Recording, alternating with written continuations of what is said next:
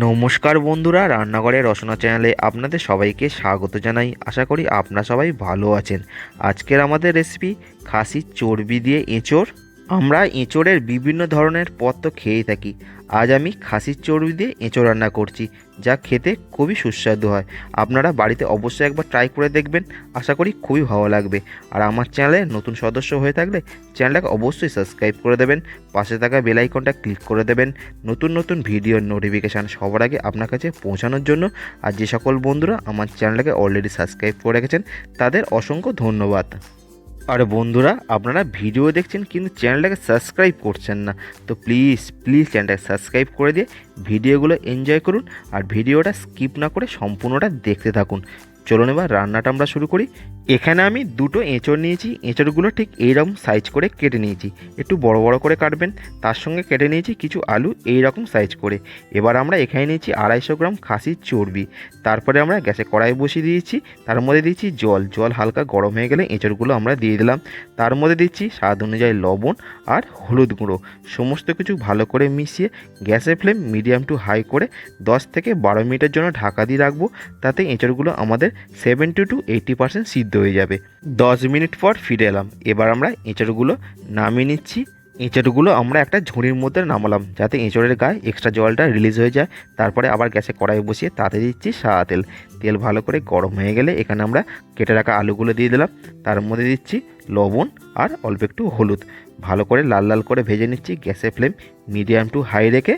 এখানে আলুগুলো একটু বড় বড় করে কাটা আছে, তাই জন্য মিনিমাম 10 মিনিট সময় লাগবে। আলু আমাদের লাল লাল করে ভাজা কমপ্লিট হয়ে গেল দেখুন। এবার আমরা আলুগুলো নামিয়ে নিচ্ছি। আলু নামিয়ে নেওয়ার পর ওই তেলের মধ্যে আমরা এঁচড়গুলো ভেজে নিচ্ছি।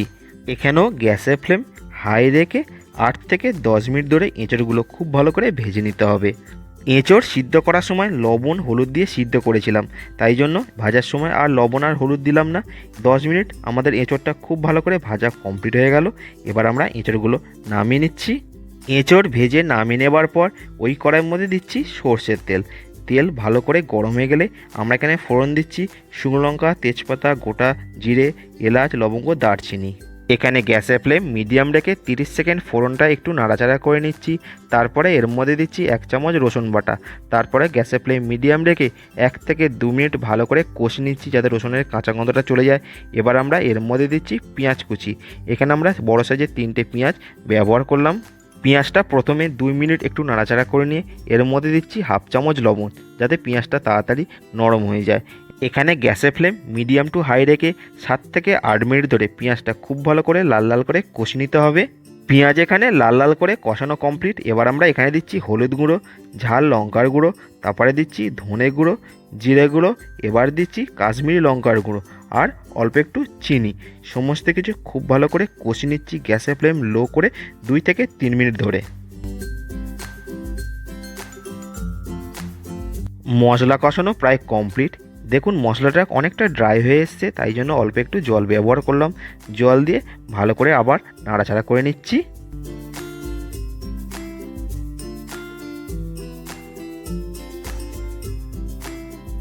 এবার আমরা এখানে ব্যবহার করছি 2 চামচ আদা বাটা।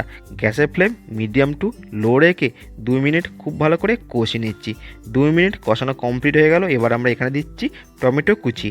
টমেটো দিয়ে 2 মিনিট মশলার সঙ্গে আমরা কষে নিচ্ছি টমেটোটা। তারপরে আমরা এখানে ব্যবহার করছি খাসির চর্বি। চর্বি দিয়ে আরও 2 থেকে 3 মিনিট সমস্ত কিছু খুব ভালো করে কষে নিচ্ছি গ্যাসের ফ্লেম মিডিয়াম রেখে। 3 মিনিট ধরে খুব ভালো করে কষানো আমাদের কমপ্লিট। এবার আমরা এর মধ্যে দিচ্ছি অল্প একটু জল দিয়ে ভালো করে মিশিয়ে নিয়ে গ্যাসের ফ্লেম মিডিয়াম টু লো করে 4 মিনিটের জন্য ঢাকা দিয়ে রাখছি। 4 মিনিট পর ফিরে এলাম। দেখুন মশলা থেকে কতটা তেল রিলিজ হয়েছে। এবার আমরা এর মধ্যে ভেজে রাখা আলু আর এঁচড়গুলো দিয়ে দিলাম। এবার এখানে দিচ্ছি স্বাদ অনুযায়ী লবণ। তারপরে গ্যাসের ফ্লেম মিডিয়াম টু হাই করে 10 মিনিট খুব ভালো করে আমরা কষি নেব।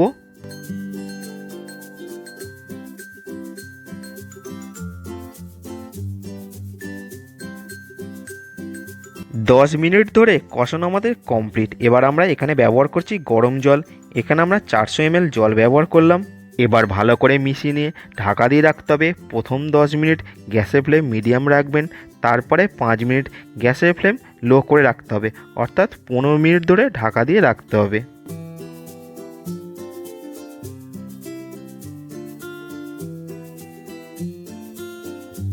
15 মিনিট পর ফিরে এলাম। দেখুন আমাদের তরকারির কালারটা কতটা সুন্দর দেখতে হয়েছে।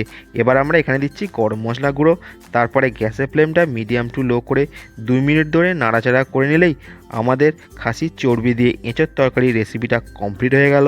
চলুন এবার নামিয়ে সার্ভ করি। বাড়িতে অবশ্যই একবার তৈরি করে ভাত বা রুটির সঙ্গে খেয়ে দেখুন, আশা করি খুবই ভালো লাগবে।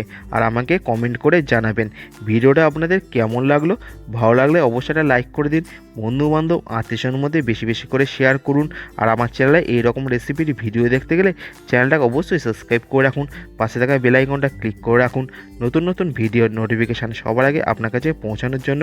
আর বন্ধুরা, আপনাদের একটা সাবস্ক্রাইব আমাদের অনেক মোটিভেট করে এইরকম ভিডিও তৈরি করার জন্য। তো প্লিজ চ্যানেলটাকে সাবস্ক্রাইব করে দিয়ে আমাদের পাশে থাকুন।